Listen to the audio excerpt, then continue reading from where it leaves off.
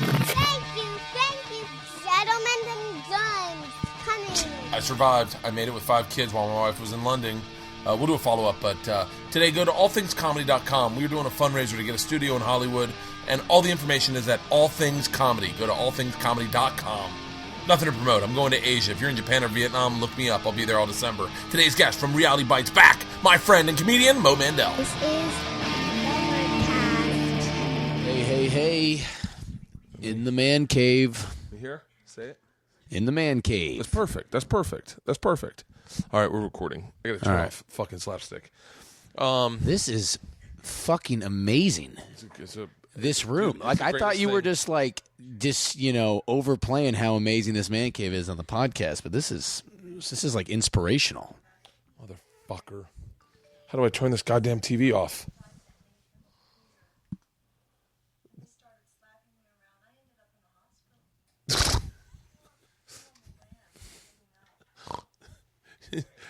She's naked. She's got really nice. Man, I used to look forward to fucking nakedness. When I was a kid, you'd see one tit, and I could tell you where in a movie a tit was, because I'd go back and I'd find that tit later, and I'd jack off to it. You just to the one tit? Just to the one tit. Name of the Rose was a movie. In the Name of the Rose, I think Christian Slater was in it, but he fucked a chick. Yeah. Jacked off to that. Just Christian Slater banging. Yeah, that's Slater's ass, probably. Someone's going to go, Name of the Rose, I think he was molested. Yeah, I don't. Let's see. Everything's working good. My parents only had one. I mean, it certainly wasn't a porno, but they had this old soft porn called The Unbearable Lightness of Being. I read that book. You know that book? Yeah, I read that book when I started doing stand up in New York City. How the fuck did you end up reading that book? Because it's like isn't it like a weird Hungarian love story or something? It is. I was telling you this before we started. I have weird OCD shit, and one of my OCDs is. Just a fucking sound. Just a fucking weird. All right. Just a fridge.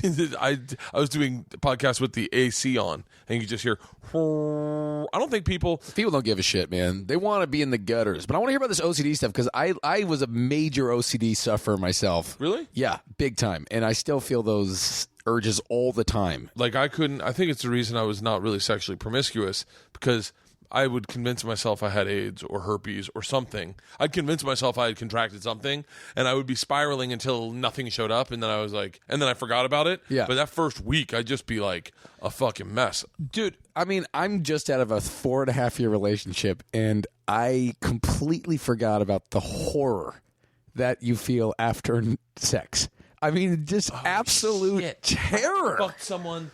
I haven't fucked someone I don't own shit with in fucking 12 years.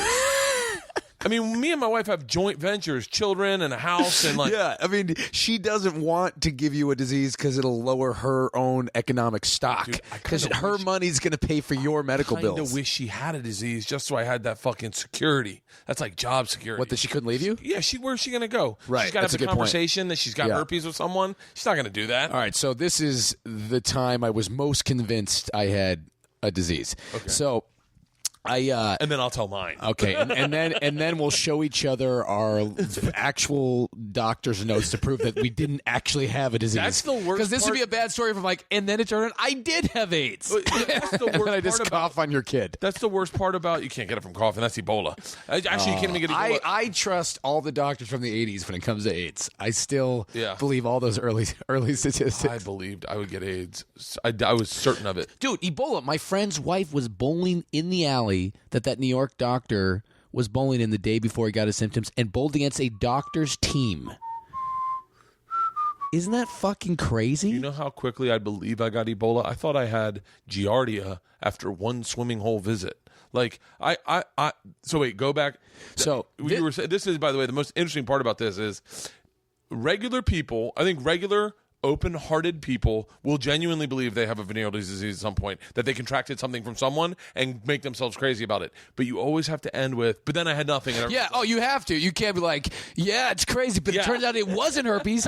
It was AIDS. And no one ever fucking buys it. You gotta really sell it, because I believed I had something. I believed I had something to the point where I got a second opinion and then came back. Wow, I've never gotten a second opinion. I got a second opinion because I was like, bullshit. And then ignored my second opinion, was like, he didn't know what he's fucking talking about either. And then even told my wife, just so you know, I think I have something. My wife's like, you got nothing. I'm looking at your dick. You got nothing.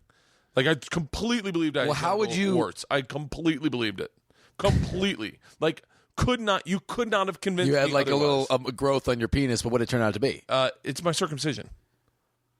It's from the circumcision. My circumcision has like folds in it, or Yeah. I'm circumcised. Okay. So that area is different than like the shaft part. Oh, okay. So it's just like it's got like whatever. It's a scar, obviously. So you were convinced, but so that means it's been there your whole life.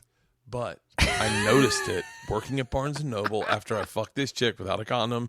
And I was like, and you get into that moment where you're sitting in the bathroom at Barnes & Noble, killing time. All I was really doing was not wanting to work. And I was just sitting in the employee bathroom.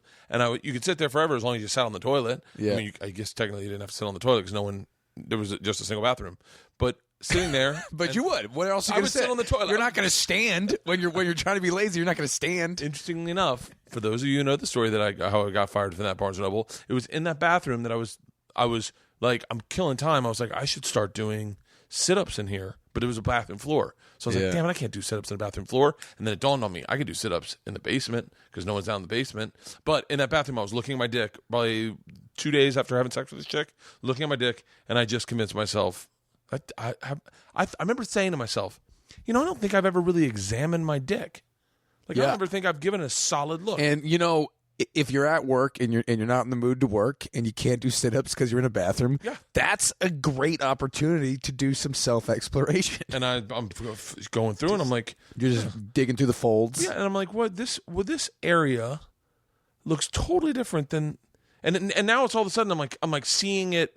I'm seeing the forest through the trees, for the trees. Yeah. You know what I mean? Yeah. Now I'm seeing the forest, but I'm also seeing trees and going, holy shit, the trees start right there. Like, I'm looking at the forest going... For some reason, when you're saying this forest trees thing, I'm imagining the kids from Honey, I Shrunk the Kids when they're in the grass in front of the house. Like, as if you got shrunk down, you were crawling around your own dick. That's probably a very accurate analogy. And I just overthought it and went, motherfucker, why does this look so different? And then I was like, does it always look different? I've never really paid attention. I've played with my dick, but I've never really given thought to You why played with your dick, but you hadn't studied it. I'd only had sex with this was my... So this is in college? This is my fourth chick. No, this is in New York. I'm starting stand-up comedy. Okay, and here's the thing. That's a problem, though, because you didn't use a condom. I did not. Because... It was the first time that it was my first, technically, one-night stand, and not even first. It was my first one-night stand, no questions asked. Did not wear a condom. Why can't they make condoms more wearable? I mean, you've been out of the game for so long, so you probably haven't worn a condom in 9 presidents. But it's all I can feel when I'm having sex with a condom is a panic that I'm going to lose my erection because it's like I can't feel shit. It's like I stick a condom on my dick, and then my dick basically goes to Narnia, and I'm just back there like pumping away. It's like doing push-ups and trying to pretend like you're enjoying yourself. It's like fucking with the condom is like doing bench press with 25s on each side. And you're just like, okay, I get it. Or like 10s. And you're like, come on. I'm not feeling it. I'm not feeling it. You're feeling like nothing. And I've got to do this forever until I'm going to hurt myself. Yeah. And the worst is when you're having sex with a condom and you can't feel it, and the girl's like, does it feel good? And you're like, oh, think back to acting class. How do I get the right moment to give myself a yes? I got so freaked out about genital warts that I believed, like, I had these, like, sounds... I mean, you'd have to look at my lip, but you'd have to really look at my lip. Yeah. I believed that was part of it. I believed that these little, like, white...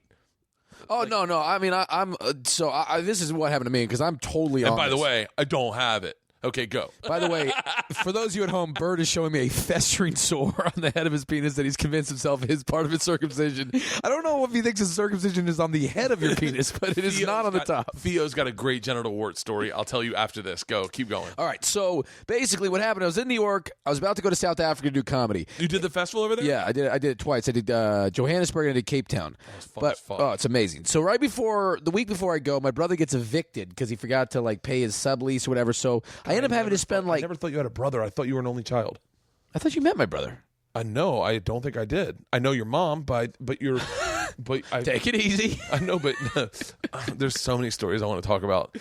So anyway, the point is we got evicted. I had to wear the same underwear for 2 days in New York City, walk around in the humidity. Then I went to Africa, and as I was in Africa, all of a sudden my dick like broke out in like the worst rash I've ever seen in my life. And it was like, you know when your knuckles get all white and flaky? It was like that all over my dick. For like 8 days, it got worse and worse and worse, and I had to fly straight from there to my girlfriend at the time's family reunion in Myrtle Beach. And I had just been dating her 6 months, and so I had to fly there. Coming off a plane from Africa, I'd be like, I promise I did not cheat on you. By the way, my dick looks like a fucking... And I was in Africa. Yeah, and I was in Africa. And I hadn't seen it for 2 weeks, and I had to convince him, like, I didn't cheat on you, but my dick does look like a fucking Lord of the Rings character, one of those orcs' faces or something. So I'm just like, I've got AIDS, and she's like, we're having this weird thing. You know, I go to the doctor. It turns out I had a yeast infection. You can get a yeast infection on your dick. Yeah. Not from a vagina, just from, like, life. This is going to sound gross, and I'm sure I shouldn't say this, but I can't help but tell the truth sometimes. I had a yeast infection on my tongue. Really? In college, yeah. I had I have one guess on how that happened. That's my guess, too. I'm sure. Ice cream. I'm sure. That fucking natural Ben and Jerry's ice cream. You've gotten so much fucking funnier, like, as the longer I've known you. Or maybe you've always been that funny and you just hit your stride. Really? The ice cream line is what really won you over as the confidence of my comedy? Yeah, because I wasn't thinking ice cream. You know, I got to say this, though, Bert. You say that's interesting that you say that, but I don't know that you've ever seen me do stand-up comedy one time. Yeah. When? I think at the Improv.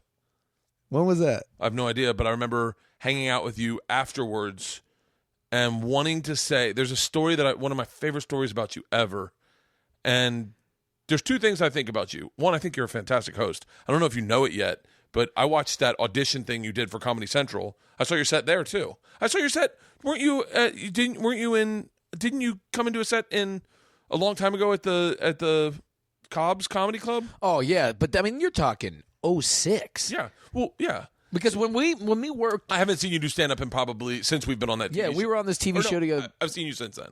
Yeah, I've seen you since then. But so when we were on that show, Reality Bites Back, I had just moved here from San Francisco. So we were on the show in 08.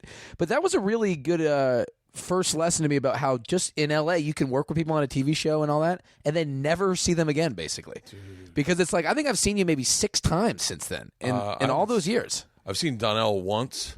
You know, me and Donnell didn't get along. Donnell Rawlings on that show. We had another fucking incident a couple years ago. Are you serious? Yeah. One of my favorite. I mean, I've never laughed so hard, and you were not trying to be funny. And Donnell, I was sitting next to Schumer. Yeah. I was sitting in between Schumer and Theo, and we're in the van on the 101. I don't know where the fuck we're going.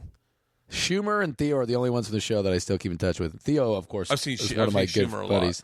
Yeah, I text her every now and then because I was at this casino the other day and I saw a giant poster of Michael Bolton right next to a giant poster of Amy Schumer. It's so funny. I was like, damn, she's doing the Michael Bolton rooms now. It's crazy. Yeah.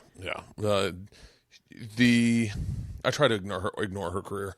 Yeah, just because she gets so you put a gun in your mouth. She's doing shit that I actually are in my bucket list of like writing a movie with Judd Apatow. I know. I mean, she's doing shit that I go, and I can't help but like. We used to let her stay at our house when we go out of town. My wife would call Amy and go, "Hey, if you want, you can house sit and you can use our house for 2 weeks while we're gone and do auditions and meetings." Yeah. And so but hey, can you watch our fucking cat? And so she would do it. But and then go get high with my sisters, and they would smoke her the fuck out because my sister lived down the street. I want to get back to this story. I'm all over the fucking. What? So is this Donnell Rawlings story? In the van. Do you remember this conversation? I mean, me and Donnell had. I mean, he was only on the show for 2 weeks, but I feel like there was just like a lot of beef with us the whole time. I didn't even know what it was. But Donnell decides to tell you were very young at the time, and what you were doing is sometimes you were running bits like openly. You'd run a bit. You'd work a bit in front of us, which was fine with like Theo, Amy, but someone like Donnell's been doing it like fucking, I think 70, like 30 years. Yeah. Like Donnell, I remember we're in the Donnell's that black guy. We're like, so are you like 36 or 140? It's kind of hard to tell. So he's got that Ian Edwards kind of vibe. Donnell goes, Mo, you're not funny. Do you remember this conversation? Yeah, I do remember him saying that to me. He goes, Mo, you're not funny. Yeah. And you go, no, I'm very funny. And he goes, no, you're not. And I remember him saying, has anyone in your life ever told you were funny? And you said, my mom. I hope I was trying. I hope I was trying to be funny. No, you were not trying to be. You were being honest because you were like my mom, and it was the funniest thing you'd ever said, and we fell apart laughing in the back of the car. And I was grabbing Schumer's leg, squeezing it, going, "Oh my god!" And then he was like, "No." Donnell was just so angry because you had just been funny, and he was like, "No, you got to understand. All of us in this van have been told we were funny by people other than our moms." It was Meanwhile, I had just won Comedy Central's national stand-up comedy competition. Why did I mention Comedy Central told me I was funny? Yeah. But Donnell Rawlings fucking hated me. I didn't understand what it was. I do remember one point. This is what pissed me off, though, because I remember at one point he hated you and Kyle Cease. Yeah. The funniest thing he ever said that whole show. By the way, do not want to be grouped in with him on any regard. Certainly not by Donnell Rawlings hating just chipper white people. I think of Kyle Cease every time I come in this man cave because he left his fucking watch here. One of the funniest things I've ever seen is the first day we were doing that show when we were playing poker with Kyle Cease, and when he went to the bathroom, you were like, "Let's rig the deck so Kyle gets a straight flush." And we were like, "Oh, that's gonna be so funny." So Kyle gets a straight flush, and then he has an emotional reaction to it. Do you remember that? He's like, "Oh my God, I knew if I keep taking online poker classes and I was believed right and that I would be able to do this." And we were all looking at each other like, this isn't funny anymore. This is just fucking crazy. Oh, no. And no one ever told him. No one ever told him that we rigged the deck. Mo, and do you remember how awkward that was? Nope. Do you remember him? He said that, and then he goes, "This is a sign.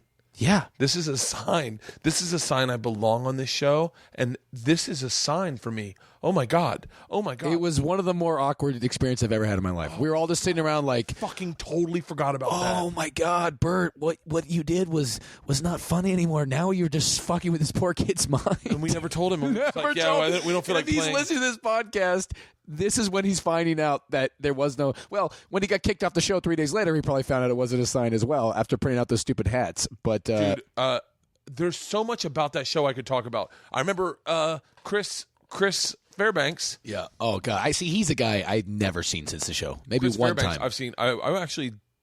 I saw him right after the. You know what would be really heartbreaking for me right now? If I found out that you and all the other members of the show hang out like every Sunday. You're like, Tiffany Haddish calls you up. "Hey, what's up, Bert?" Chris Fairbanks, the very first episode. Hold on. I'm all over the fucking map. Donnell Rawlings said to Kyle Cease, when Kyle Cease, he came up, he had a week 1, week 2, he had hats made out, so he's going to change him for every week. Yeah. And he walked up to Donnell, and he had the hat on that said week 1, and Donnell goes, "That's right, son, you are the week 1. Yeah, I remember that. Donnell was making friends all over the place. Donnell, me and Red were probably that's who I hung out with the most, was Donnell and Red Grant. Love it. So 2 years after the show, I see Red Grant on a plane, an airplane. And I had done some stuff after that. I think it was on Modern Family. I had done some legit acting stuff. So I ran into him on a plane, and he was like, "Hey, what's up, man? Red's always producing movies or stuff." Yeah. He's like, I told him, he's like, "So what you been up to?" I told him, "Oh, Modern Family. I just shot a pilot for Fox, blah, blah, blah." And he's like, "Oh, it's great, man. I think I got a part in this movie I'm making. That Bruce, I think you'd be really great for.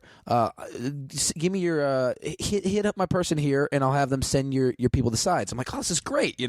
Sends me the sides. Waiter, one line. I was like, "Why the fuck did you even pitch me on this? And you want to send me the sides so I can audition for one line for your indie fucking urban comedy? Are you out of your mind?" It was fucking so embarrassing. My agent goes, "Is this is the part you wanted me to track down?" I'm like, "Thank you, William Morris. That's what I want you doing." I played golf with Red. He goes, "You want to?" He goes, he found out I play golf. He goes, "Let's play golf." So I said, "Great, I'd love to." He goes, "Great, you want to play at my course or your course?" I go, "Let's play your course," because I want to play a new course. I didn't even realize this. The course was in Compton. Sure, of course. Why would there not be a golf course there? Right. And so I went and I drove to and as I'm driving into it, I'm like, "Oh, this is fucking sketchy as shit." Yeah. And then I pull in, and it's an all black golf course, and black dudes play golf very different than white dudes. Like, there is no problem talking shit. So I've always heard this black people, white people bit difference. I've never heard in regard to golf. This is some new black people, white people territory. It was. I remember just hearing people talking during my backswing. And I was like, are you fucking kidding me? Well, if they're gonna talk during like Schindler's List in the theater, they're gonna talk during your golf swing.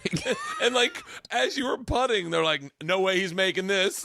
Oh, there's this shit talking. Just all shit talking. Oh, that's it was hilarious. like we were on a fucking basketball court and they were fucking talking trash. And we played in a threesome, me, Red, and two of his buddies, and they talk shit the whole fucking time. And I was like, and it was a lot of fucking fun. Oh, that sounds great. That sounds like the kind of golf I can get into. Yeah. Oh, and so yeah, but so wait, go back to you and Donnell.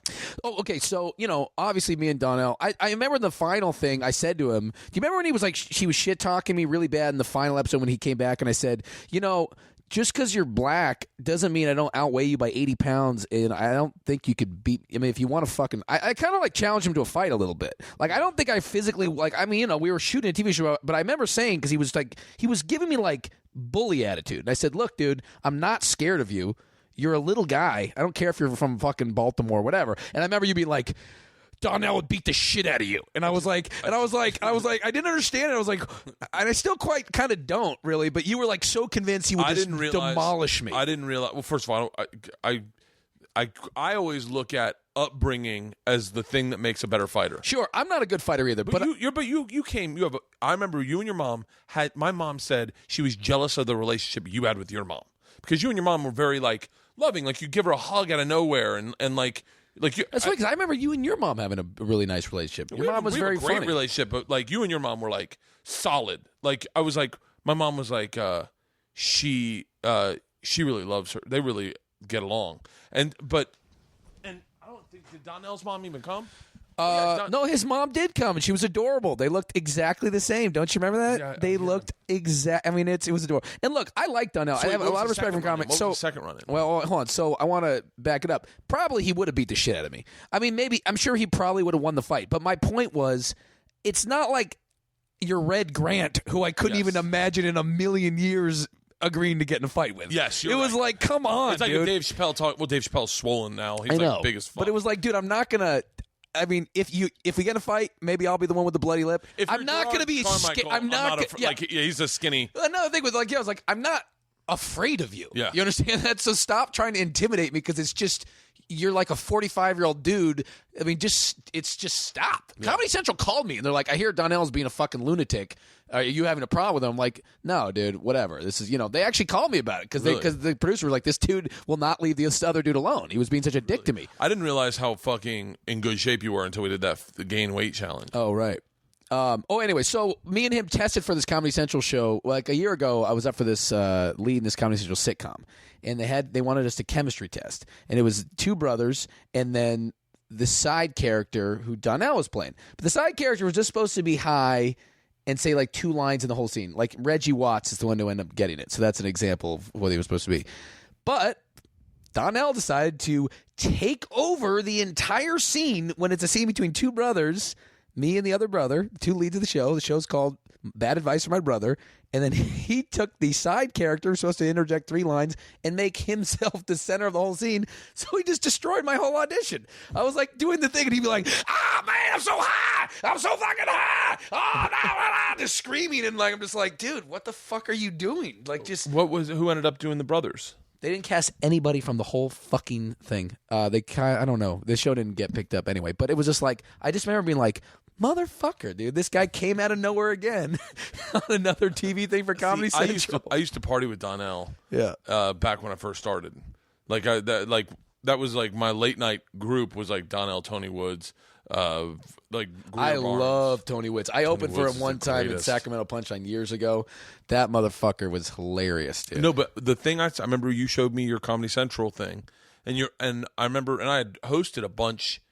Before that, I'd hosted a ton. I'd hosted maybe 20 pilots at the time, and just hosting things. Yeah, that's how I made my money. Is I would just do those. You get $10,000 a pop, and you just do them. And it was basically you're making sizzle reels for. It was like right. It was like probably being at the cusp of when porn went to video, because everyone had these cameras and I'm sorry, that's not how I remember time based on the modality of pornography. Remember Boogie Nights when they were like, fuck it, it's tape, we can shoot all day. Do you remember that? Yeah, and I'll tell you, I saw something very depressing the other day. I was watching this documentary on Netflix called After Porn. What porn stars do after porn. One guy made this huge mistake where he said every couple years there'd be like Laserdisc would come out or Minidisc would come out. So he didn't really care about these new things because he thought video would always be around. These new things would come and go. So he signed a contract with his newest contract. He was like, yeah, you can have all the rights to my DVDs, whatever this bullshit new thing DVDs. He said it was down there. He said after that I had to quit because that was all it was. And I had signed this contract that I didn't get anything off my DVDs. And he was like, I basically had to retire. That's what I was saying. Like that. When that went to video, it just was super easy. It didn't have to be shot on film anymore. Right. And so, yeah, because I remember you always telling me, like, somehow you had seen something, you were like, you're going to be a great host. You're going to be a great host. Your intro to that thing that you had shot on the street with no fucking audio gear, you just shot it, was like super personable. It's the same thing. I used to have a manager who would say, funny's funny, even if it's shot on a fucking cell phone. Yeah. It's funny. Like, you can't deny something funny. Well, and I have a show that I'm hosting, the first show I've ever hosted that's coming out on True TV December 3rd called Barmageddon.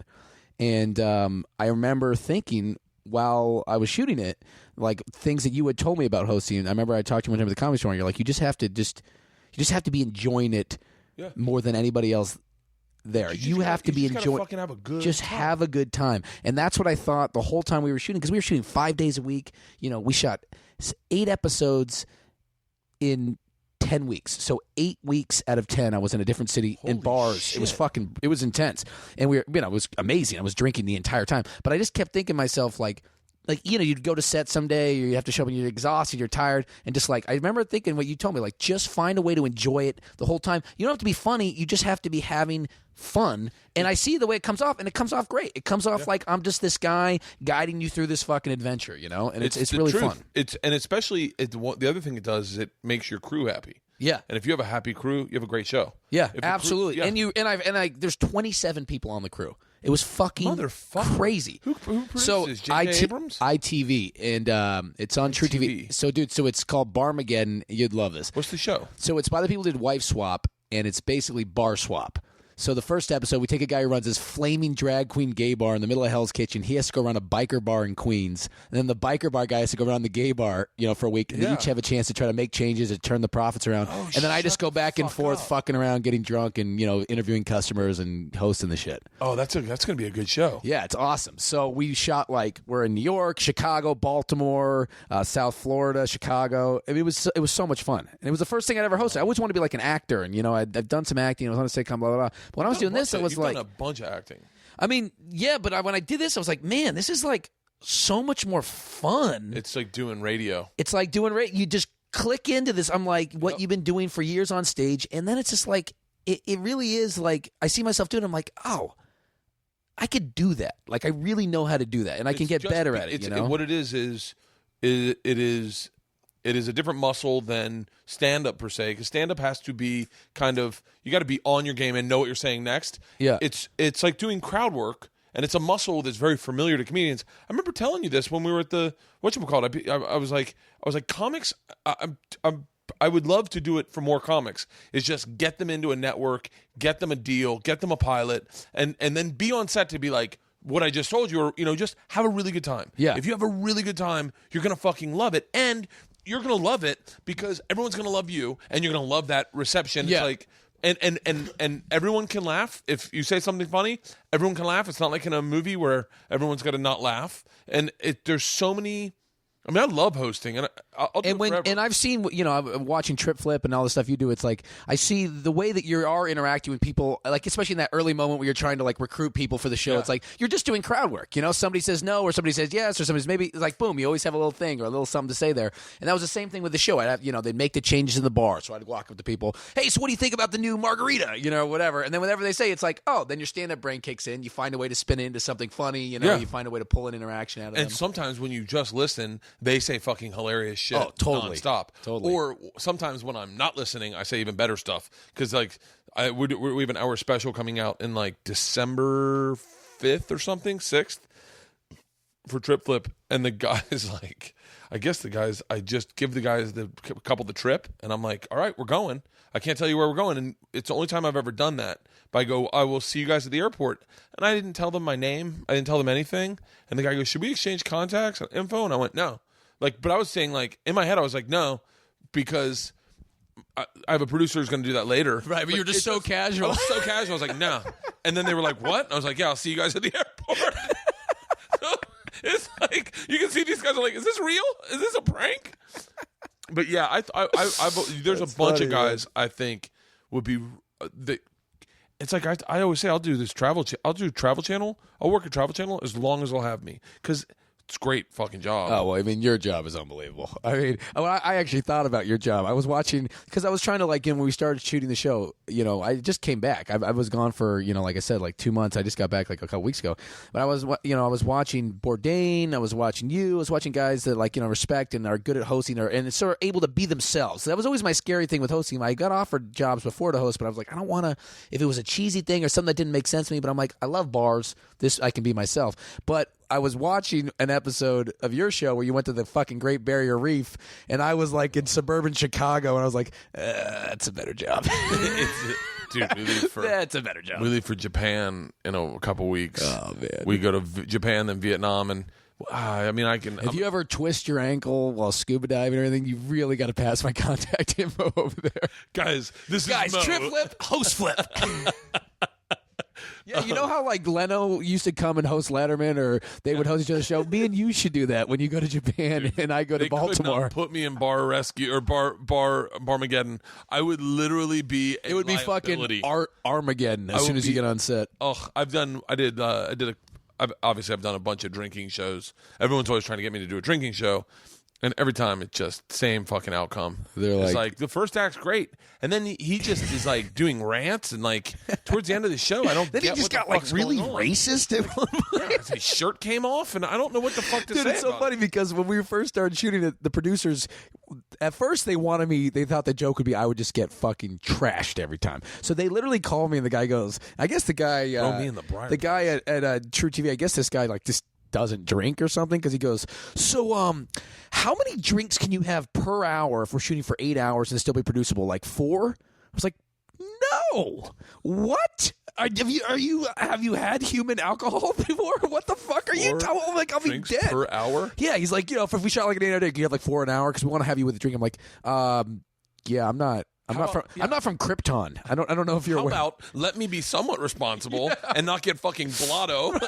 Right. I'm like, great. Let me just get blackout drunk, and then you'll roll cameras, and then my career will die. You're That'd the be perfect person for a show like that, because I can see you actually focusing on the work at hand as well as having a good time. Oh, you have to. I mean, that's the thing. Like, people are like, oh, man, you must have gotten laid all the time. You're in these bars. And it's like, sure, there is that element, but you know how it is. Like, you work. I mean, they're constantly, they're on a clock. They're like, all right, now you got to go interview this guy. You got to go to this guy. You got to, there's so much story that goes on, because it's a 1 hour show. So it's like they're really doing the whole arc of, the experience of these bar owners who are, it's just so funny because they're out of their element completely. I like that idea. I mean, it's just like, we took this guy, it's so funny because they have to deal with these staffs who they have no idea how to deal with these people. And they're just kind of going crazy.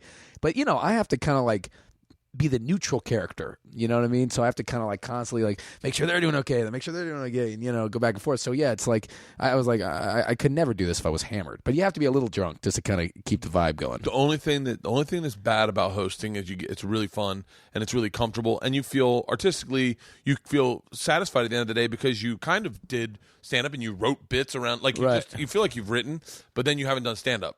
And like that's the only thing that I'm struggling with is like I'm doing this calling sick to work tour just to stay on the road at all. Yeah, because I can't take off huge chunks. Like I can't go the 1 month off. I'm off right now. I can't go for Thursday to Monday, Thursday to Sunday. I can't right now. I can do it when we're out of production. So no, I totally feel you, because we were shooting at night, and it was kind of painful because I'd be in these cities I'd never really gotten to perform in, like Chicago, and like everybody be like, "Oh, you're in town. You should come to this show. Come to this show." I'm like, "We shoot till 1:45 a.m. Is it cool if I pop by after that?" I'll slide in. Like when we go to Alaska. I just did it in Pittsburgh. I'll go in and do a set. Like if I'm in town, I'll try to drop in and do a set. But it's so hard because your crew's going out to eat and fucking totally. good dinner, and you're like, well, you know who? So do you know this guy Adam Richmond? Yeah, very well. You know him, right? Oh, he's one of your coworkers. So my whole crew is from his show. Hold on, who's your sound guy? Beanie? No, not Beanie, but Peter. Yeah, we had Peter was one of the Fackler, tall, thin guy. Yeah. Scott. Yeah, like I know that crew. I know that crew intimately. No, not Scott, but Kat Pappas is the showrunner, and Al. You know Al Pop? No, Al Pop was our talent producer. Anyway, so most of the crew was from that show. Really, and you know, Daniel Kimba. He was the camera guy. Anyway, so you know Adam Richmond obviously lost the show because of this tweeting thing. Yeah. So they all were supposed to go all over the world, and then Adam Richmond. That was his new show. I didn't know those guys. Yeah. So Adam Richmond, had this whole show, Man Finds Food or something. They're going to go all over the world. So this whole crew was supposed to be at the World Cup in Brazil. They're going to do all this amazing shit. And then he got on Twitter and had this whole Twitter rant. Yeah. You hear about this? Where he told someone to go. I talked to him about it, but I don't know. I think the show. I don't know if it's gone forever. I don't think it's gone forever. I think they suspended it for 6 months. It's on hiatus. And I think that I don't. I think he got a raw deal personally. I don't know why, but the point is, the whole crew when they dropped me off my hotel was like, "Don't tweet." Oh yeah, because we will all lose our jobs again. I mean, it made me realize like you're kind of responsible. Like with these people, there's so many people working here that you come at it from a very different angle. Comics come at it from a very different angle than straight up television personalities. Like Adam is a television personality. It's like how people know him. Like you got a fan base, a solid fan base that is dying for you to succeed. So until you get to the place where you're Adam, which is like, that's like Guy Fieri. Yeah, he's big. huge. Like they're anomalies. Like they're not. People aren't supposed to get that big and basic cable. Right. But then you have people coming at you like fucking everywhere. Like just shit that you just can't imagine. That'll never happen. That may happen to us, but that's not going to happen to us for a very long time because we have a base of comedy supporters who are like, "Oh, I saw Mo on Comedy Central. Oh, he's got a show. Oh, fucking awesome!" And then all you'll get is all the positive shit. What I think is so fucking funny though, especially with this Bill Cosby thing that's going on right now, Good God. is anytime. Okay, I was just thinking about this. Okay, who's the worst guy now? Comedy people, Bill Cosby or Daniel Tosh for saying a rape joke. You know what I mean? Bill Cosby would never say anything like that on stage, but maybe have gone out and raped a bunch of people. Or Daniel Tosh, who says a rape joke, is the nicest guy you can meet backstage. And I feel like that is the most number one thing I've learned in comedy. People who act like nice guys on stage and just always saying positive, nice shit are fucking sociopathic assholes, and vice versa. The people I've met, like Jim Norton, who go on stage and be a total asshole, such a sweet guy off stage, and it's always the case. It's always like, I don't know. I don't. The biggest thing that bums me out about all of the Bill Cosby stuff is that now people know Hannibal as the guy who told that one. Well, it's funny. I was at Hannibal's show. I was doing a show at the Knitting Factory in Brooklyn in June when I think he did that bit for what it felt like the first time, because no one in the room, Michael Che, everybody who was there, no one had ever heard it before, and they're like, "What the fuck?" And I just remember being like, I didn't obviously know it was going to get this big, but I was "Whoa, this is such weird." a fucking talented comic. I'd hate if this is his. I don't think it will be. I think this will just be like one thing that'll be like a blip in the Hannibal Buress story because he's so talented. He is. Also, it's like, man, I don't know. Rape charges are so scary because if they're not true, it's just the worst, absolute worst. And as a guy, you're always one psychotic girl away from having half the people think you're a rapist. If they just say that, you're fucked. Yeah. But at the same time, you look at the amount of them coming out, you're like, well, wait a minute, that's kind of crazy. Well, I think I don't know. Well, I'll tell you what. I think there's two sides of the fence. I think number one, if you put your dick out there like that, if you fuck that many people, and a rape charge, like if someone says it, I don't know, maybe you're fucking numb to the fact of how you're interacting sexually with women because you're in rote, you're fucking nonstop. Like, I've only had sex with like 6 chicks, so like, had a rape charge come to me, I would have fucking lost my mind and been like, hold on, I was in love with her. Yeah, well, like, I fucking loved her. I love you on the second date. If you only had sex with 6 girls and you already had a rape charge, those statistics are very not in your favor. I mean, that's like a 22% rape. And you got herpes? Man, you had a terrible track record. You terrible. needed to get married. You had to get married. That one night stand I had, I told her I loved her in the middle of it. Because I was so used to saying I love you that I in the middle of it. Why were you so used to saying I love you? Because I'd never had sex with someone I wasn't in love with. Like, I never fucked someone that it was the fourth chick I'd ever had sex with. Wow. I dated one girl for 5 years, one girl for 2 years. The other one was my first one I lost my virginity to. And When did you lose your virginity? 17. It was a fucking nightmare. Really? Why? I just didn't do it right. I mean, I wrote about it in my book, but I couldn't put the condom on right. Yeah. Like, I unrolled it all the way and then tried to slide it on like a sock. And then there was air trapped in the... Oh, yeah. So then every time I pushed down, it would inflate like a fucking... But then she thinks your dick's even bigger. Yeah, like that's a Fred good strategy. I was trying to squeeze the air out and making balloon animals at the end of the bed. And then I got on top of her, put it in, and it happened really quick. Yeah. And then she looked at me and she's like, "Are you going to put it in?" And I was like, "What?" And I looked down, my dick's between her butt cheek and the bed. I just basically think girls should not have sex with any guy who's not like at least 25. Because I've never heard any girl tell me, and I'm Tell based that up to the teachers in Florida, huh? Yeah, I mean that's exactly what they've been telling their students for years. Why the fuck? What joy can you be like a 25-year-old teacher, a 27-year-old teacher? How can you? What happens that you want to fuck a 15-year-old?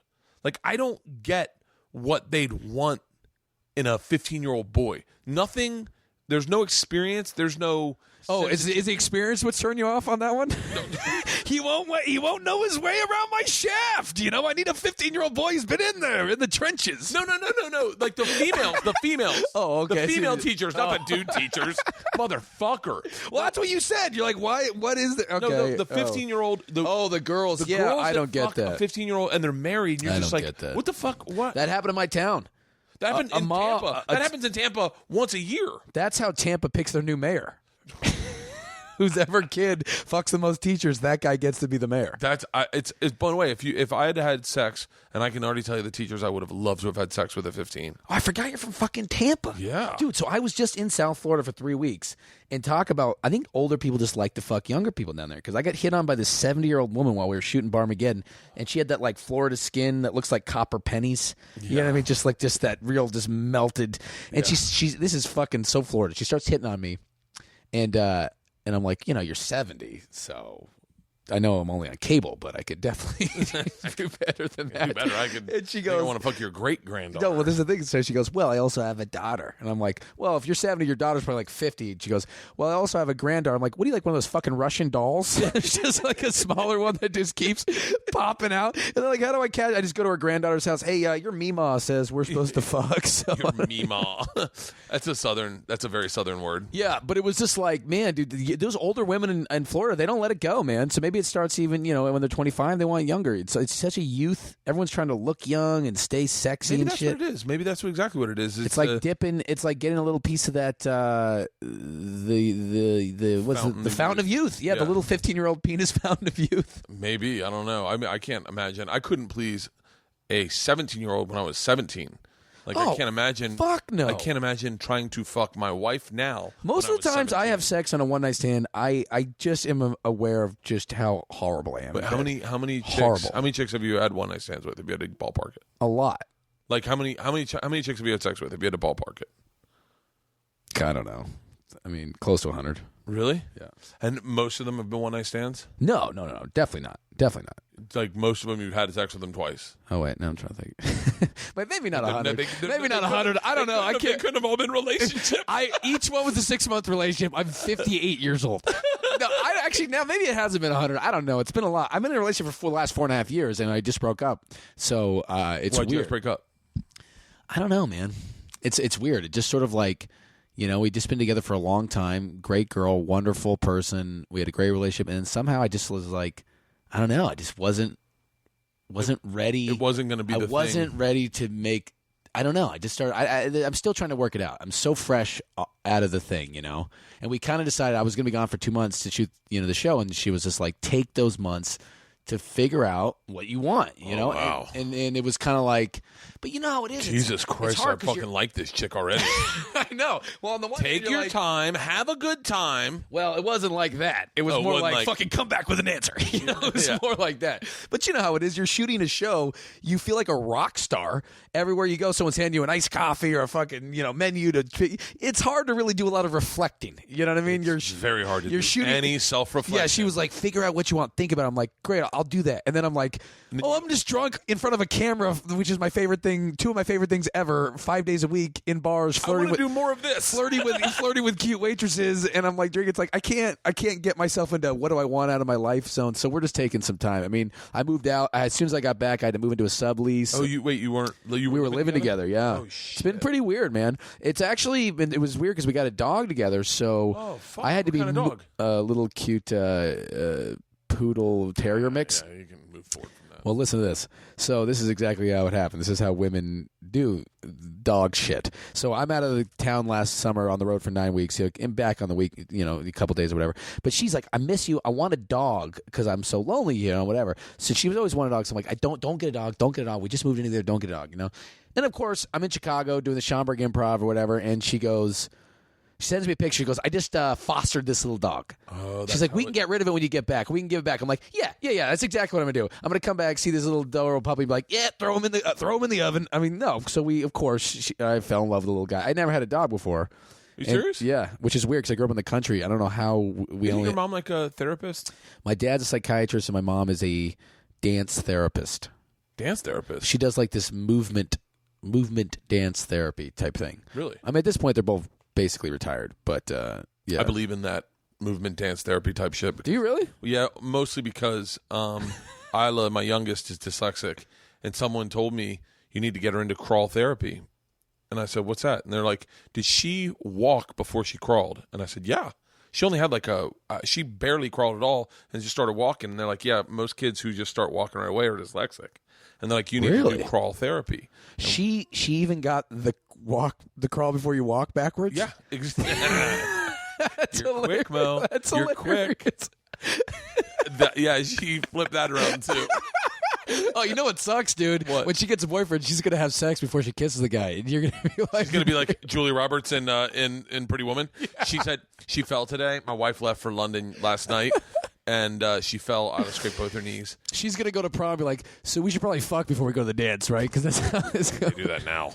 And so she scraped her knees, and she's walking with me. I'm holding her hand. We're walking on campus to go to get something to clean her cuts out. Yeah. And she just, these are those moments where you realize, like, it just broke my heart. She looks at me. Both knees are bleeding. Both hands are bleeding. She fell. And she just looks at me with, like, puppy dog eyes and goes, I think I'm coming undone. And I was like, where did you come up with that? I think I'm coming undone. It's about to all shit's going down this week, Dad. That is hilarious, man. The kid is so goddamn fucking interesting. You're an inspiration, though, man. The way that I was actually I was driving over here. I was like, man, something I want to say to Bert. Like, you're an inspiration for one of the only comedians who has a great career and a lot of success and still has a really I don't know you that well, or I certainly don't know your family at all, but seemingly like a really stable, loving family life. It's so rare. It's so rare to. I think I wanted that more than I wanted to be a comedian. Yeah, like I knew I wanted to get married and have kids in college. I was like, yeah, that's my path. What I do for a living, I don't know. I'd like to be a comedian. And then when I started doing comedy, I remember I stayed single for the first 10 years. Or so. I don't know how long really, but I stayed single because I remember I was like, dude, a chick will fuck all this up for me because I fall in love quickly. Right. And then I think honestly I just found the right chick. Like I think Leanne got it. And yeah, she's obviously like a saint when it comes to, because you're on the road. You used to be on the road constantly. I'm on the road so much. I posted a podcast last night. It's only interesting to listen how fucking active I am in this family. It's like I didn't even know my kids could take showers by themselves. But see, it's unbelievable that you found a woman who was willing to do that. And I remember thinking that when I knew you on Reality Bites Back, you were like, yeah, I'm on the road 48 weeks a year, and then I went over to your house and I met your kids. I'm like, so what happens with the kid? Like, what do you do? South Africa. I remember I came back. I did South Africa back when it was just Sam. I'm sure you met Sam. And did you get paid like a ridiculous amount of money to do it? Yeah, me too. I made $27,000 to be in South Africa for 4 weeks. Yeah. A total. And then I talked to people who did the next year, like, oh yeah, I made like $3,000. I was like, oh, they figured out that comics they didn't need to do that. Yeah, that all comics just for the flight. Yeah, they'll do it. Yeah. Sam, I did it a long time, and then I did that, and then I flew and landed in Seattle, and I started the Jameson tour right after South Africa, and we did like 2 weeks back to back. This is like 08 or right 09. Yeah, or something. probably. Yeah. Probably 08. And so I came home and I woke up one morning and Georgia must have been like 5 or 4, and I walked downstairs and Georgia said, "Daddy, what the fuck are you doing here?" And I was like, "Excuse me?" She said, "What the fuck?" She said exact words, "What the fuck are you doing?" So you here? had to go to your wife like 2 things. I need to be home more. Yeah. Secondly, you need to stop talking like a pirate in front of our 5-year-old. And Georgia was like, "The fuck are you doing here?" And I go, "I live here." And she goes, "I know, I just didn't expect to see you." And I was like, "Yeah, this is my place."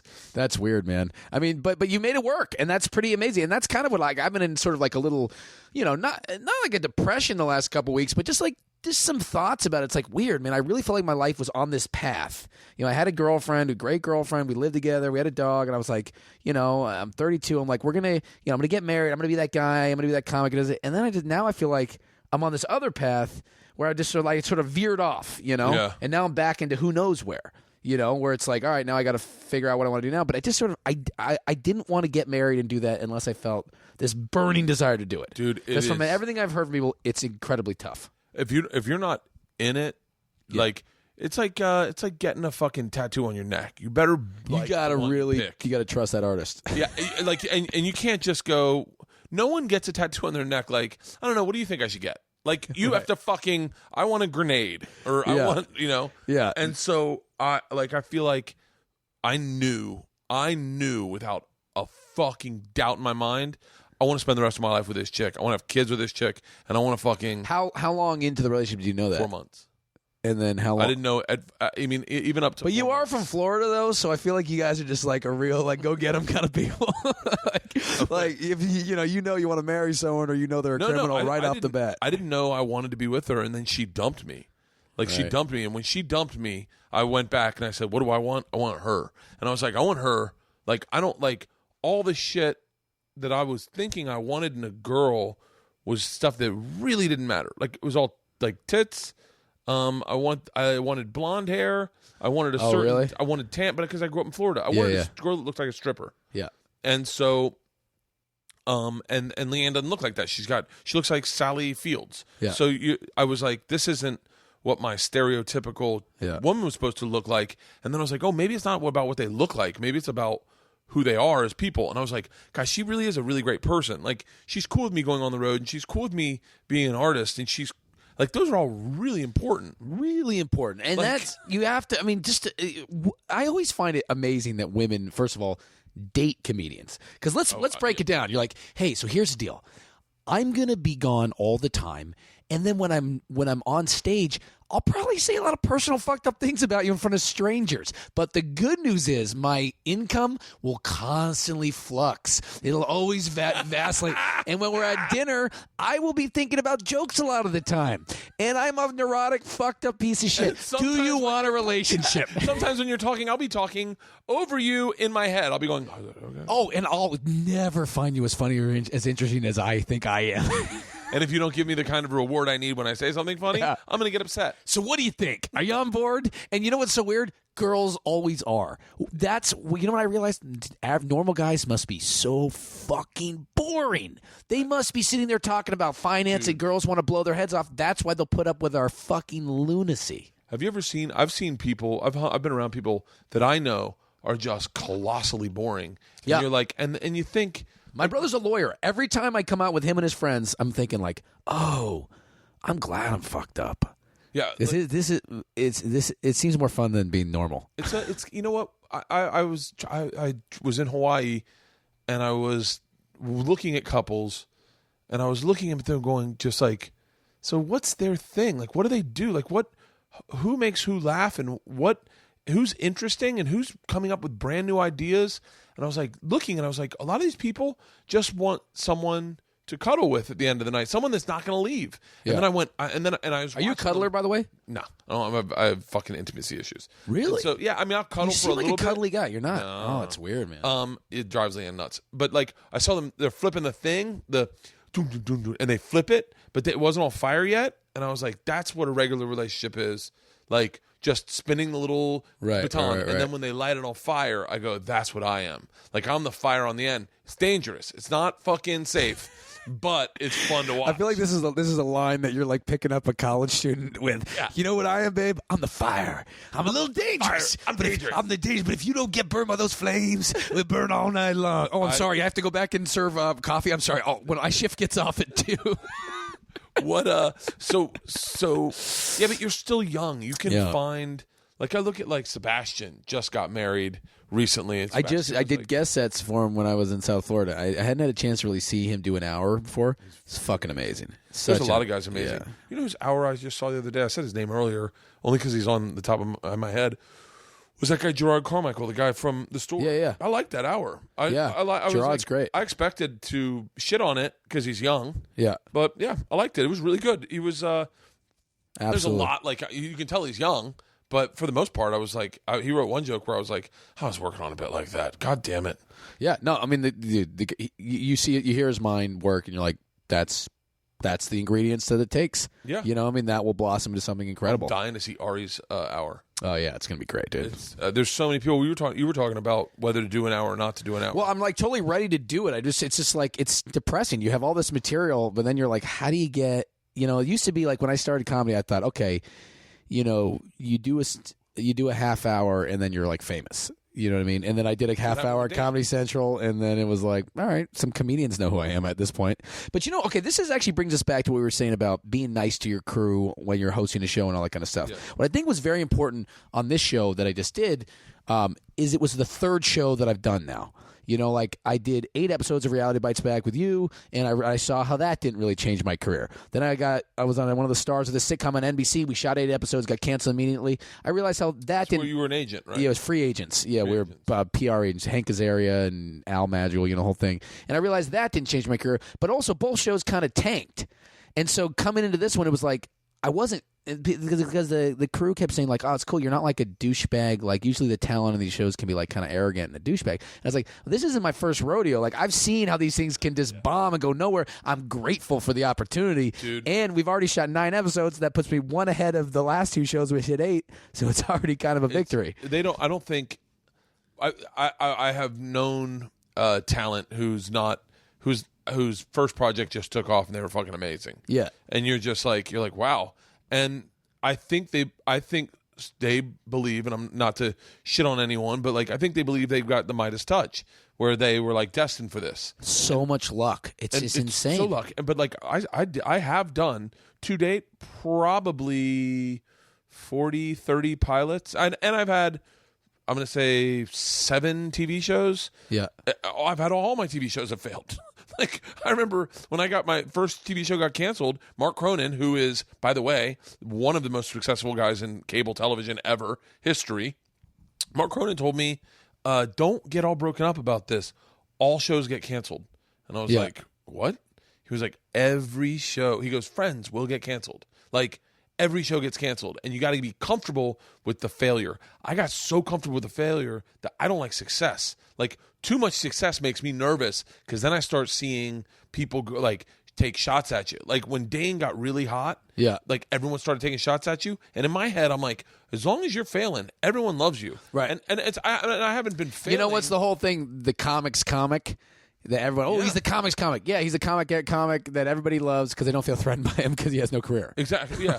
It's like I never wanted to be that guy. I wanted to, and then you know, now I've been on Travel Channel so long, and it's such a small stage in a weird way. You know, it's not a movie, and it's not a sitcom. It is, you know, Travel Channel is a mom and pop organization run by family. It's a really interesting. No one's really related, but I talked about it with this guy Josh Temple. He works with the same group of people, and it's like you really feel like they don't call your agent, they call you up. Hey Bert, you want to host Travel Channel Stars? I go, yeah.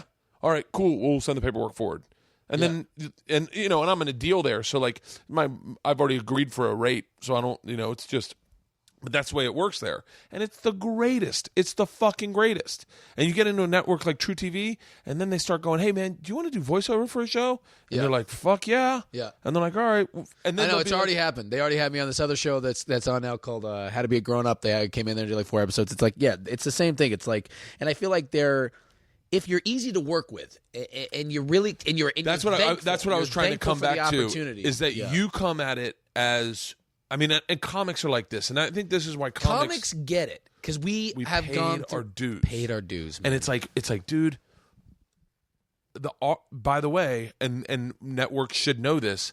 Our getting on their network is like a fucking tentpole event in our life. Yeah, like just getting an opportunity. It's a beautiful way to put it. It's absolutely true. You know, even if it's a small channel, it doesn't matter. Someone's investing a couple $1 million in your face. Yes. I mean, that's not a lot of people can say that. And when other people, and I'm not shitting on just talent, like, because Adam Richman's a good friend of mine, and he didn't just come from a stand-up. He was an actor, or like Josh didn't come from stand-up. Very highly trained actor. Yeah, because my showrunner is a friends with Adam Richman, and they went to the same like theater school in Chicago. He's a really talented actor. Yeah, no, without a doubt. And but those comics come at it from such a like. Just thankful to be here, working, doing guest sets for free, doing 7-minute spots for $13 at the Improv. Yeah. You know, going on the road for $700 as a feature act where you got to pay for your own fucking flight. Well, that was funny because some of the a couple producers, I remember one time we were in a hotel when we were shooting Barmageddon, and they were like, this hotel sucks. I was like, oh, really? It's better than where they put me up when I do the fucking funny bone or something like that. You know what I mean? I remember the first time they did that on Bert the Conqueror. They put us in this. We went to Cedar Point. I'm not shitting on Cedar Point, by the way, at all. I love Cedar Point, but Cedar Point put us in like staff housing, which was it was fine. It wasn't like a 5-star hotel. By the way, I had just come from the Tempe fucking condo. So I had been where Ralphie May had been sleeping the night before. So I went into this place like, nice. I go, who do I have to share it with? They're like, nobody. I'm like, fuck yeah. This is like 5-star. I know, dude. There were 2 bedrooms. I put my suitcase in one bedroom and I slept in the other. You're like, they don't understand how low level showbiz is when you're a stand up comic. Even when you're headlining the club. They're like, so what is that experience like? Well, you fly in, some giant fat fry cook picks you up at the hotel with his stuff in the back because his wife kicked him out last week, so he's sleeping in his car. No one knows you. You have to prove yourself all fucking weekend, and then maybe Sunday night, someone on the staff goes, you know what? You're pretty funny. Yeah, exactly. And then you got to pray to God that the rest of their tasting comics are guys you like, and they're not like, you remind me of that ventriloquist we had in last week. And you're like, I'm not shitting on Jeff Dunham. Oh, God. But, dude, I heard Bobby Slayton say the funniest shit one time. He was on the radio, and some woman called in, and this is not a dig at Hal Sparks because I don't even know House, but this is what Bobby Slayton said as a quote. She goes, oh, Bobby, I really want to come see your show. Can I get free tickets? She won free tickets. She goes, oh, I can't wait to see you. I fucking love your comedy. I went and saw Hal Sparks last week. He was hilarious. And he goes, that's like saying you love Italian food and then tell me you just dined at the Olive Garden. Bobby Slayton and Hal Sparks are extremely different comedians. Extremely different people. That is very different. Hilarious. Bobby Slayton kills me because he did this thing to... Oh, who the fuck was he working with? I think it was Patrick Melton. Do you know Patrick Melton? Yeah. And every time he saw him, he'd be like, you fat fucking piece of shit. And Patrick would be like, at first he was breaking his balls, but like by Friday, he was like every time, like he'd walk into the green room, he's like, oh, you the fucking fat piece of shit's here?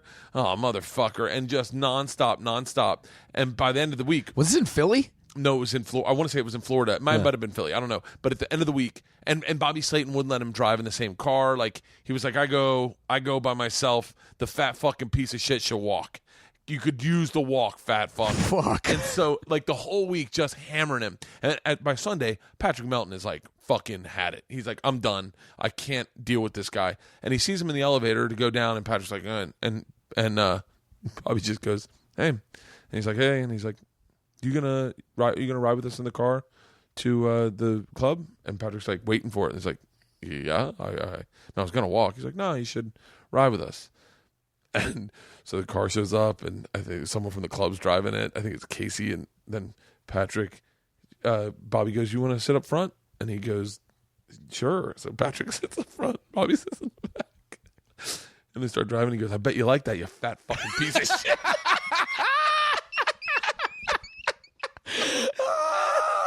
Set him up. It was like, by the way, I know every time I hear a great story, from comics, and I did this with Ben Bailey the other day. I fucked the story up so bad in my head, and I just get to the thing that made me laugh about it. Like the thing, I thought you timed that shit perfectly. but I'm sure it's very. I know Patrick's gonna be like, dude, now you gotta have me on your podcast so I can tell that story properly. Yeah. I'd have Bobby Slayton. Bobby Slayton's interesting. He called me one time. I was like random as fuck. I'm sitting in Clearwater, Florida, at our beach house, and he calls me. My phone rings, and it's like a Vegas number or something. And I go, hello, and he goes, Bert, Kreischer, Bobby Slayton, and I went, hi, and he goes, I know you don't know me. I'm sure you heard of me. And I was like, yeah, I have. I go, I love the confidence of that intro to the conversation. Because when I hit up like comics on Facebook or I see run rooms, I always want to say that, but I'm like, what if they haven't heard of me? And they're like, oh, I think I'm so bad at it. Like I believe no one's heard of me. And then when people hate me, I'm like, wait, you know who I am? Yeah, no, there's definitely like a girl once tweeted at me, "You suck," after a show in Sacramento. So I went and looked at her Twitter thing. She had no followers. She had just signed up to Twitter to tell me I suck. I took it as a compliment.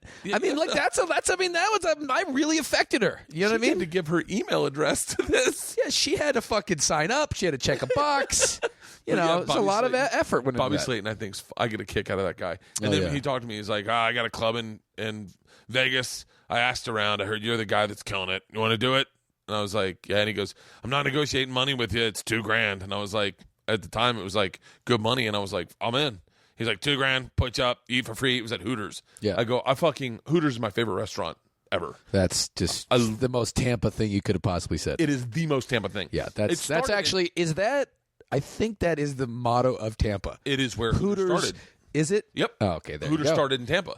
So I remember when it came out, and I remember going there with my uncles, and the looks on my dad's and uncles' faces, and they're like, are you fucking kidding me? And then I was like, And then it was the first spicy food I ever tasted, and I tried their wings, and I was like, oh, I love them. Dude, when I was on a journal club field trip in high school as a sophomore in Tempe, Arizona, and I went into a Hooters for the first time just so I could steal a menu because I wanted to put it up on my wall back in my house, and I was like milling around. I'm the worst criminal of all time. Like I was just like. Like, I was just freaking out. And the girls were looking at me like, is this kid like is he like jerking off? What's he doing? Like I was just sweating. I was like going crazy. And then I just grabbed one of those things that like, just a little thing that stands up on the table that says like wings and ran out. Doesn't even have a picture of the girls on it or anything. It's just like a stupid thing when I just like ran out. They must be like, what the fuck was that? What kind of dare did that? What kind of fraternity is that kid trying to join? But anyway, so one time I was in a Hooters with Shane Moss. You know that comic? Shane Moss makes me laugh harder than any individual in the world. I was doing Stanford and Sons in KC. Is this when he was drinking? Yeah, and he was doing. By the way, I told him I was like, you can't be that bad when you're drinking. And apparently he's a disaster. Yeah, apparently, he said that to me. He said it. I'm a disaster when I drink, and I was like. Impossible! You're the sweetest guy in the fucking world, and then like a bunch of people comics that heard it, they're like, no, like, you no do joke. not know. It's no joke. So we were in. There was one place that was opening. You know, comedy clubs are always in these fucking malls that close like so early. So we went to Hooters, and Shane just said the funniest thing. He was like, we were just eating like a fajita or something. He's like, I like Hooters. The only thing I don't like is the rule where they don't let the waitresses go to the gym.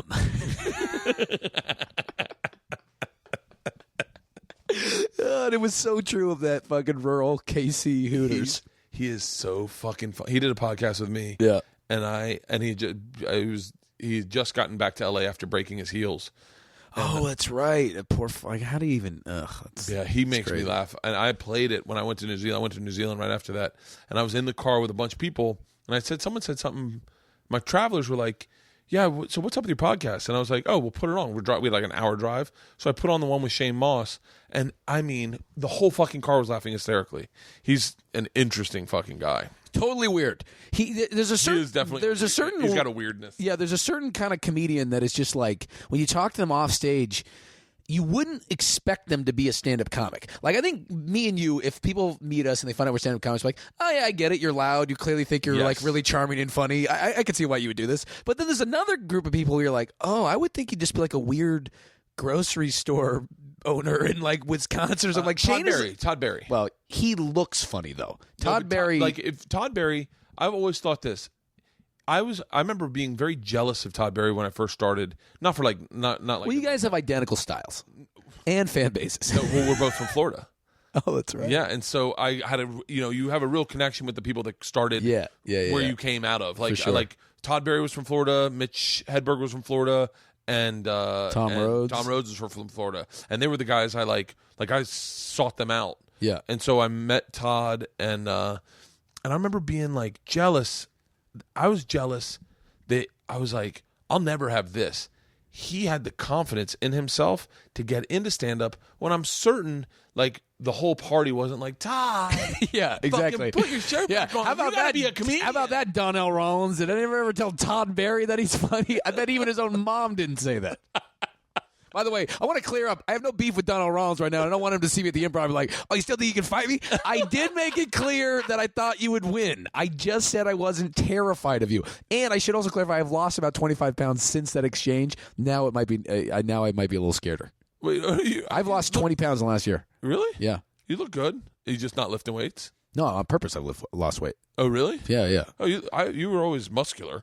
Yeah. I've tried to I don't know, whatever. The point is, Donnell, we're good, right? But I remember looking at Todd going like, that guy believed in himself. I didn't have, I was just the loud guy at a party. And everyone was like, you should be a comedian. I loved having this conversation with you because it's clear we both have the exact same degree of ADD because I keep fucking zipping around, you're zipping around, but we're able to find our way back. It's like it doesn't even... Listening to this podcast must be a fucking nightmare because we have started 4 or 5 different stories. Someone described my comedy one time. Like sometimes you read these little reviews of your whatever, and you should never do that. No, I don't. I stopped doing that. Yeah, you should never do that. But one of them I read on my CD, and it wasn't necessarily a compliment, but I just thought it was an interesting way they put it. They wrote, listening to Mo Mandel's CD is like looking at one of those FBI charts where there's just random clues tacked all over the board. And if you really look at it, you realize it all is kind of about this. It is leading to something, but it's very random. That's not a bad. It wasn't the worst compliment in the world. The best insult I ever got was from the AV Club, the Onion AV Club. And so this pops up every city that I go tour in. They'll throw up this fucking review that's been up there for like 6 years. I guess the guy watched my Comedy Central special. He goes, he totally disses me, but then he says this again. Mo Mandel's this, he's basically like a young Brian Regan. It's like, oh. Take it.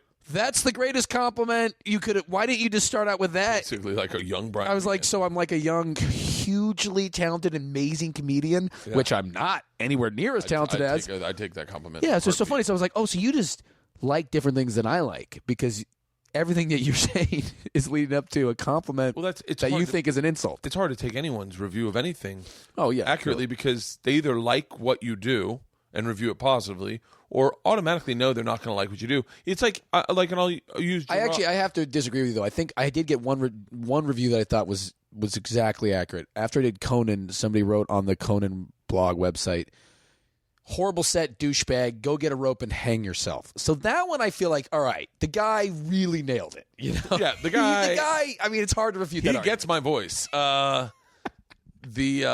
Gerard Carmichael. Yeah. Like I can see people automatically disliking him because he's young and he's not stereotypically he's not high energy, he's low energy. Yeah. Like I can see people tearing it apart because it isn't what they planned on it being, and I can see people applauding it because it automatically isn't what they were expecting. And so it's so hard to judge anything.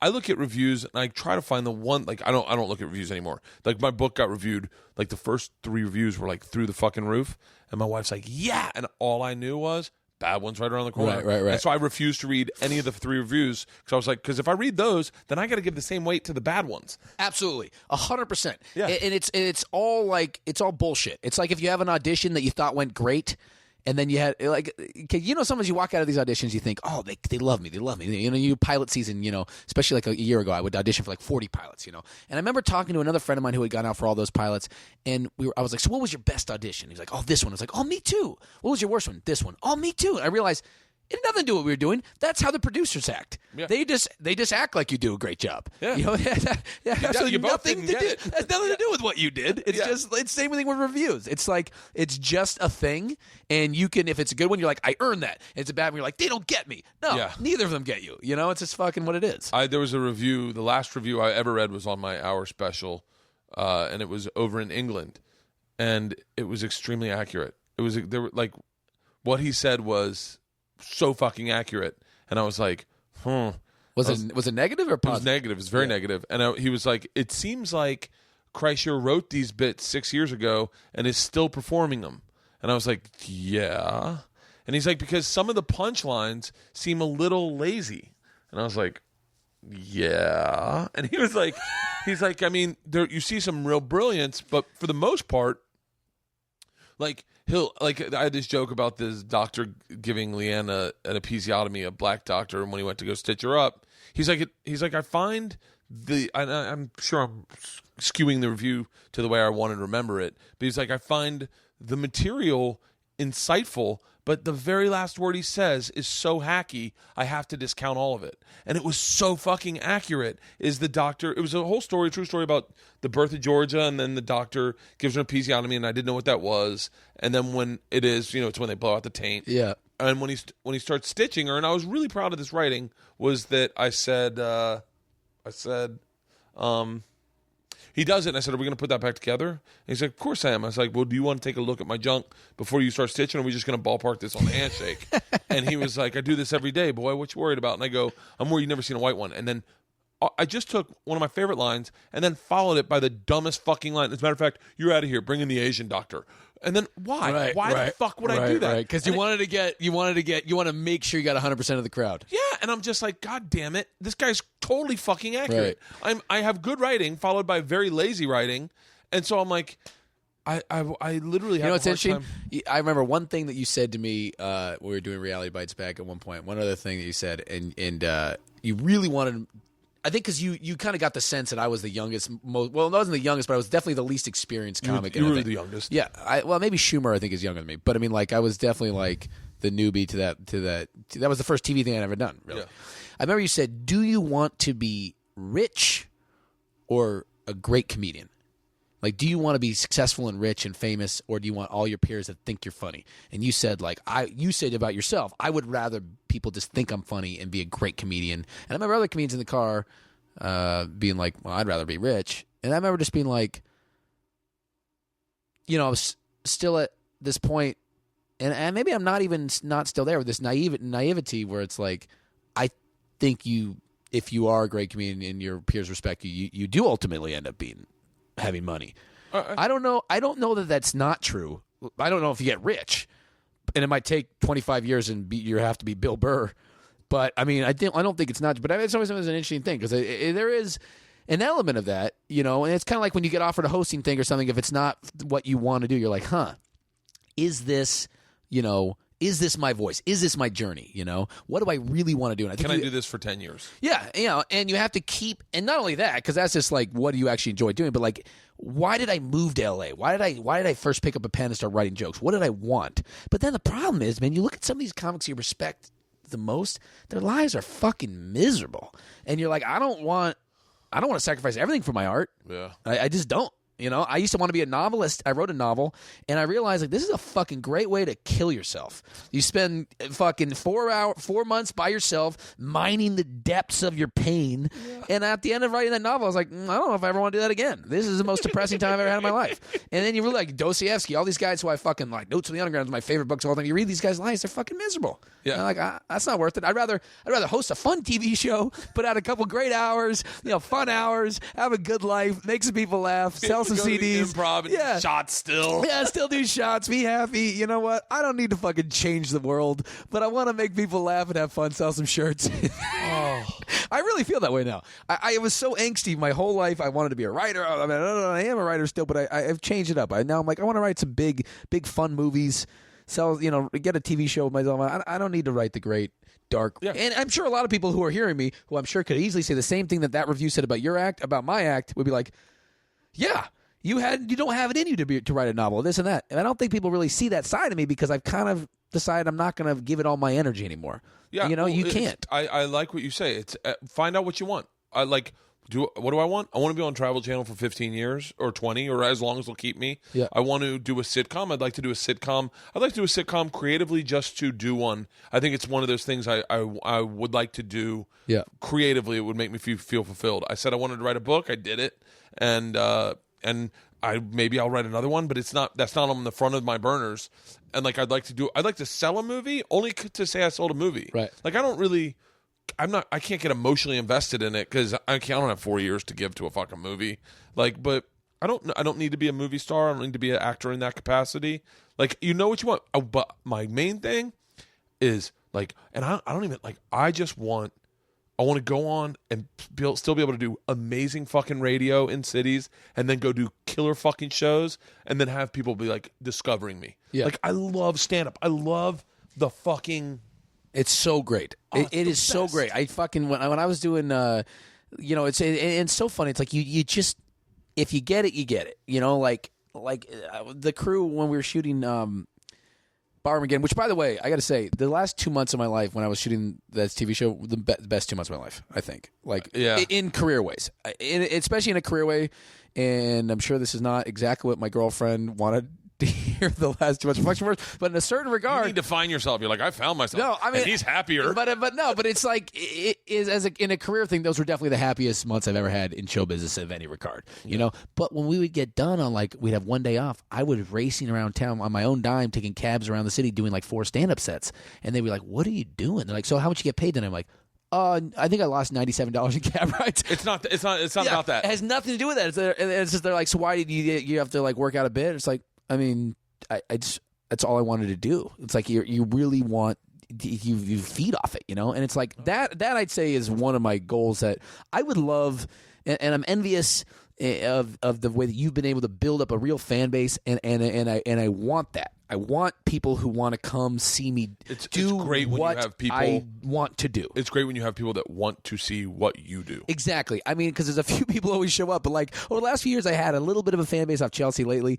but they were not people who want to see what I want to do. It'd be girls who thought I was good looking, and they wanted to see me just be charming and fun, and then I'd be like, and they'd be like, "Oh, this guy's he's doing jokes about killing himself in front of his therapist." Like, I don't know if this is what I thought it was going to be. I would have morphed into whatever they wanted me to be. I would have been like, that's why I'm glad I never got on Last Comic Standing, because had I gotten on Last Comic Standing and gotten to the house when Gary Goldman in that era, because Gary was older, I was too young. I would have then turned into whatever they thought I was, and I would have done that, as opposed to being able to find out who the fuck I am and doing that. I sometimes think like maybe I should have done that. Maybe I should have just, because there were people coming to see me for a while after that Chelsea thing. Maybe I should have just been, but I didn't really know how to do that. And also was like, well, if I'm not doing what I want as a stand-up, why don't I just become a lawyer or something? Yeah. Like, because this is supposed to be my free and artistic thing. Oh, I talked to Michael Rotenberg, who was like Chelsea Handler's manager, Chris Rock's original manager, all that.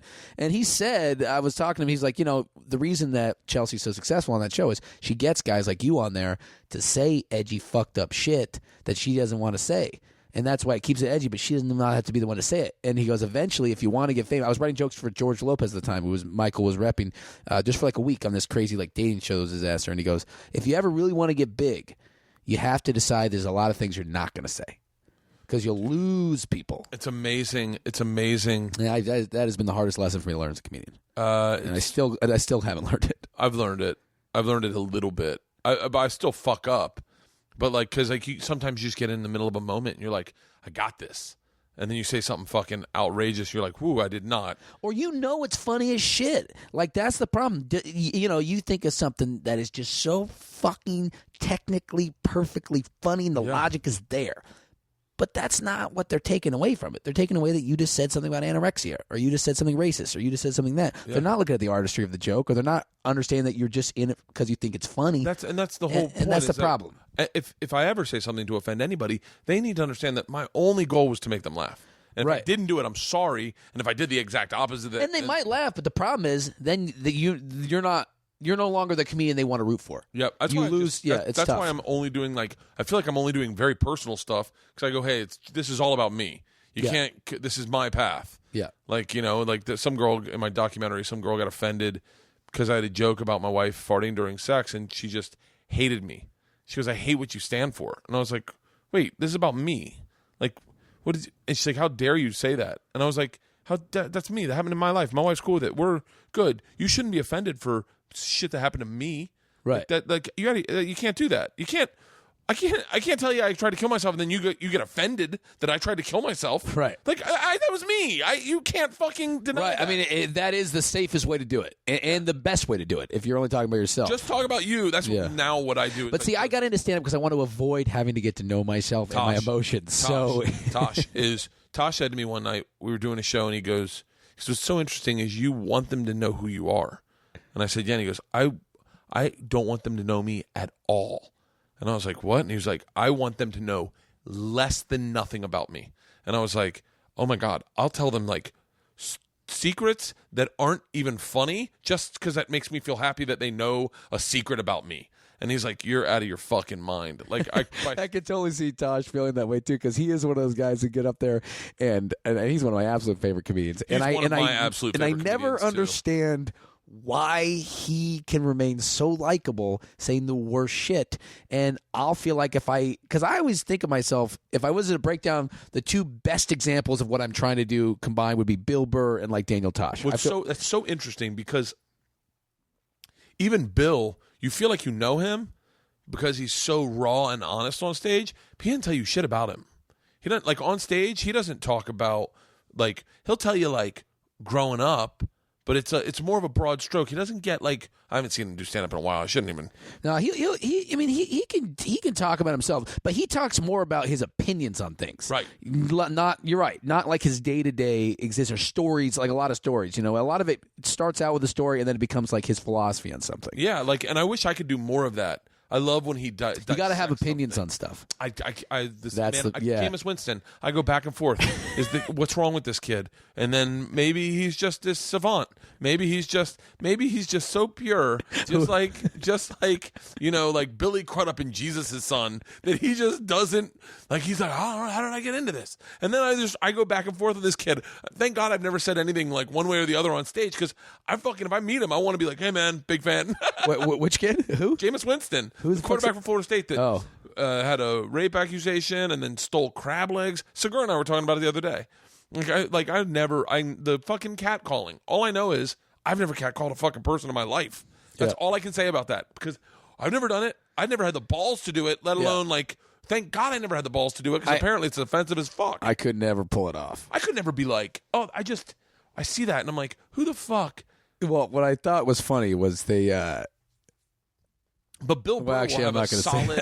He'll have a solid. Yeah, he'll have a solid thought about it, and it's like, and he'll know his stance, and he'll go off on his stance. Yeah. What's even better is he forms these opinions on his fucking podcast. I know, and that's what's amazing. That when you really listen to that, you're like, oh shit, you don't just like not have shit to say. He always has shit to say. Yeah. All right, I gotta go to Turkey Trot with my daughter. Oh boy, solid hour 30, Mo. This has been blast. Let's do it again.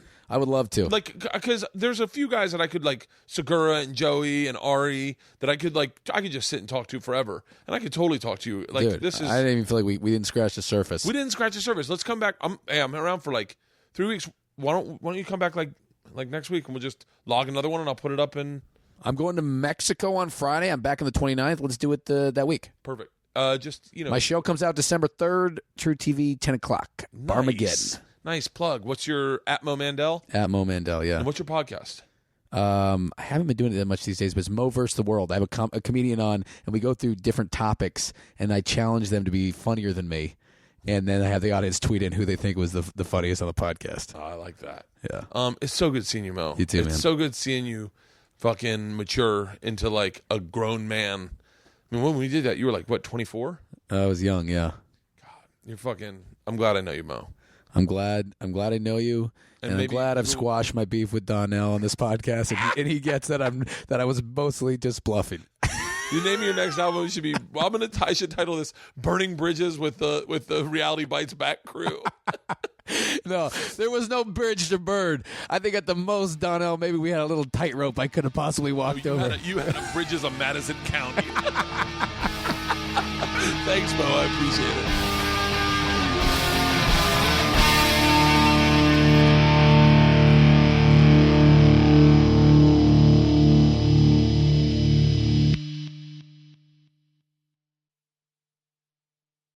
This episode was brought to you by The Machine.